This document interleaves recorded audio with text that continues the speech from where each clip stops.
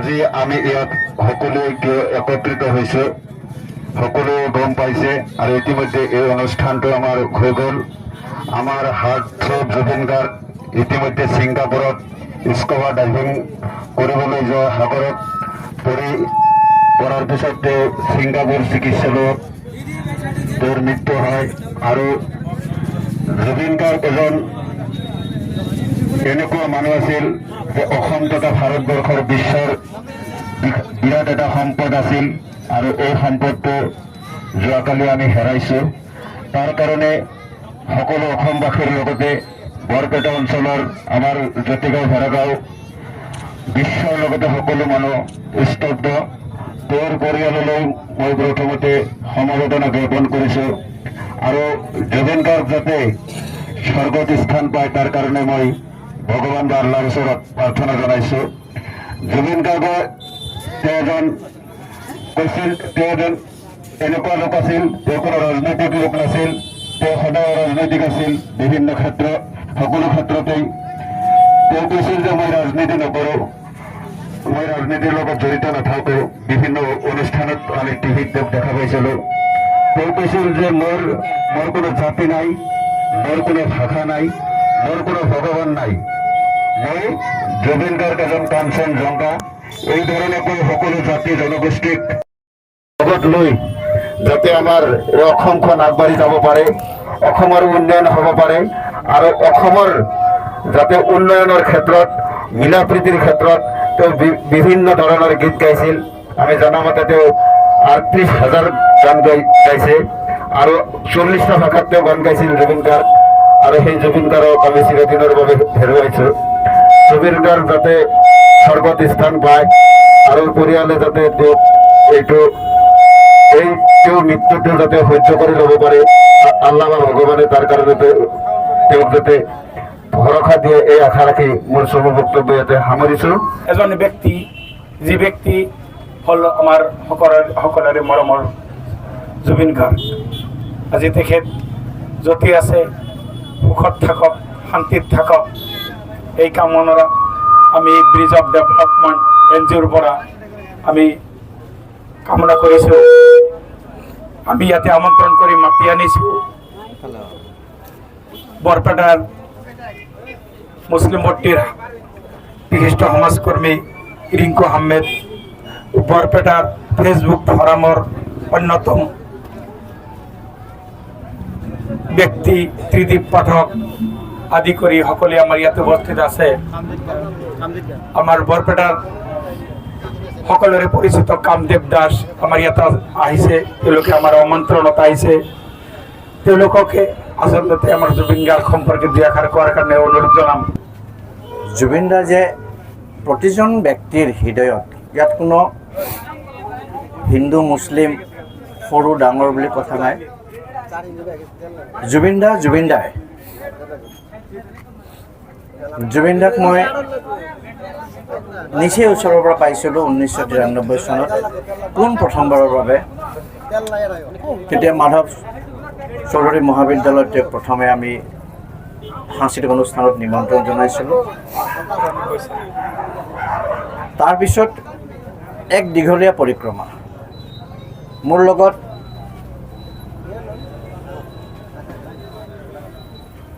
বহুত ক্লজ নহ'লেও তেওঁক মই বহুত ওচৰৰ পৰা পাইছিলোঁ।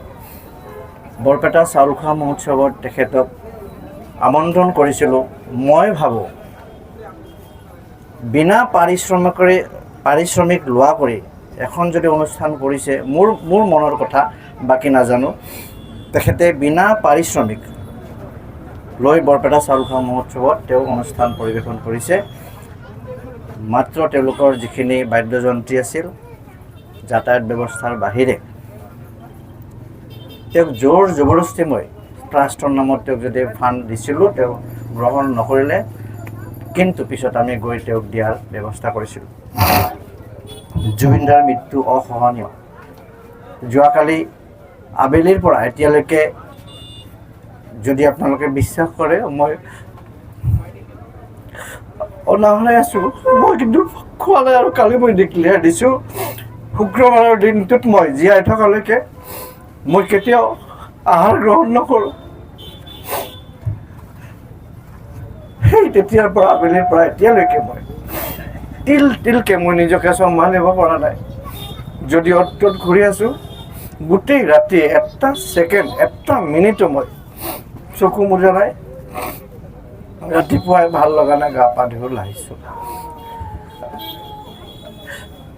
জুবিন দা আচলতে সুস্থ নাছিলে, তেখেত 1.5-2 বছৰ ধৰি অসুস্থত আছিলে। এই কথা আমি অসমৰ ৰাইজে জানো, প্ৰতিজন ব্যক্তিয়ে জানো।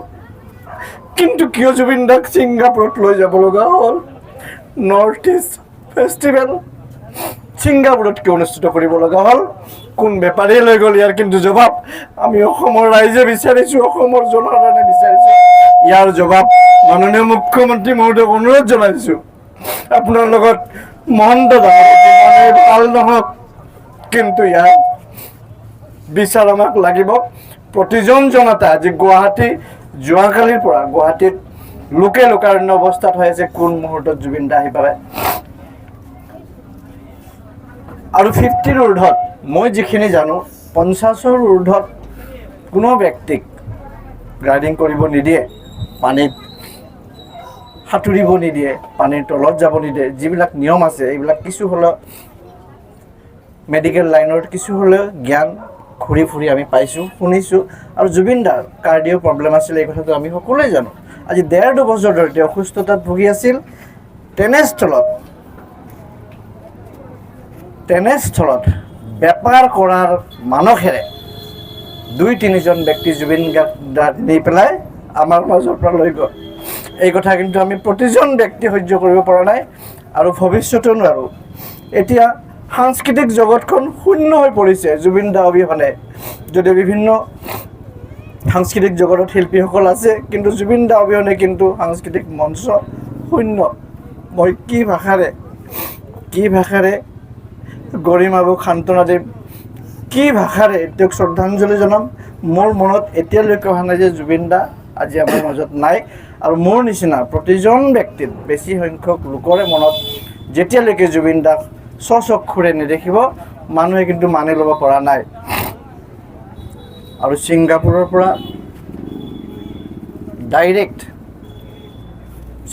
পৰা চিধা অসমলৈ অহা কোনো ফ্লাইটৰ ব্যৱস্থা নাছিল নেকি? এই কথা কিন্তু মোৰ প্ৰশ্ন উদয় হৈ আছে। মই নাজানো কাৰণে ইয়াত আপোনালোকৰ ওচৰত মিডিয়াসকল আছে। তেওঁ যদি ডাইৰেক্ট অনা হ'ল হয়, যদি দিল্লী ভায়া নহয়, যদি ডাইৰেক্ট অনা হ'লে হয়তো আমাৰ মানুহখিনি অলপ হ'লেও সন্তুষ্টি লাভ কৰিলে হয়।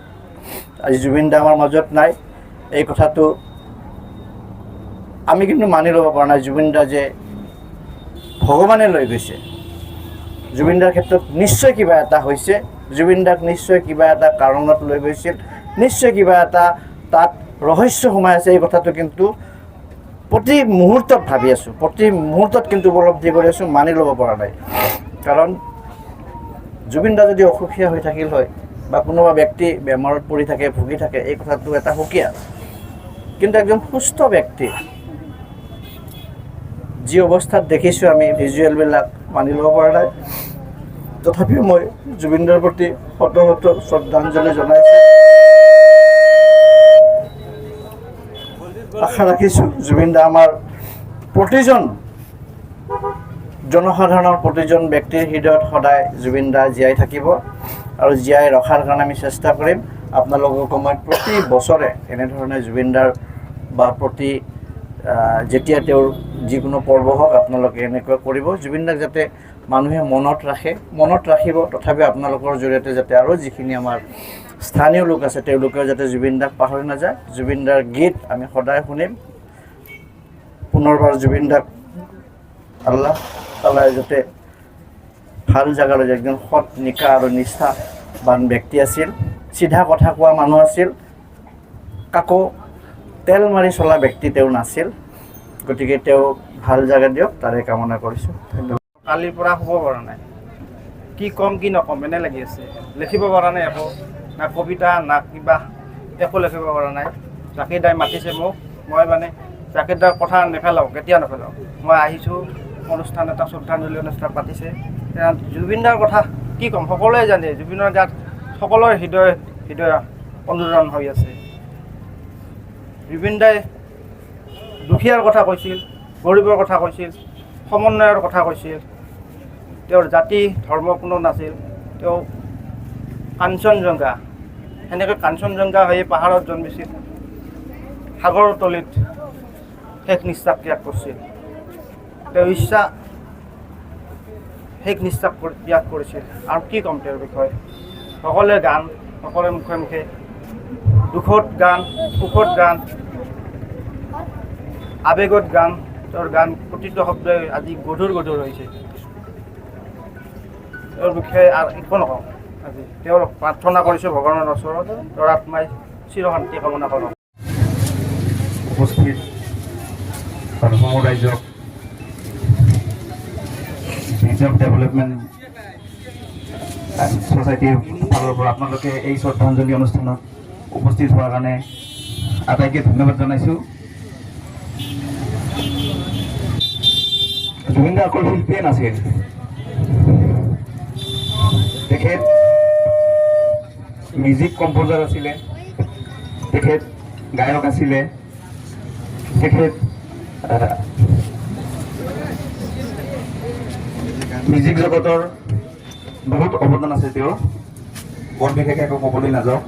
গতিকে আমি যোৱাকালিৰ পৰাই মৰ্মাহত হৈ আছোঁ।